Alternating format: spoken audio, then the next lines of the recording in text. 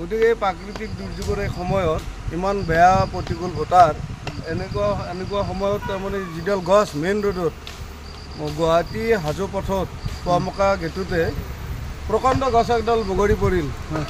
তাৰপিছত প্ৰশাসনৰ কোনো খবৰ নাই।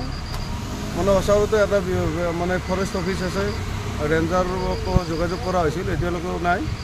তাৰপিছত আমাৰ হাজো থানাৰ প্ৰতিটো মানুহে মানে থানাৰ প্ৰতিটো ষ্টাফ আহিয়ে এই গাছ কাটি গাছৰ এই যিখিনি দেখিছে আপোনালোকে এই টুকুৰাটো হাজো থানাৰ নেতৃত্বতহে তাৰমানে কাষৰ কৰা হ'ল যদিও এতিয়ালৈকে কিন্তু ৰাস্তাটো আমি ক্লিয়াৰ কৰিব পৰা নাই।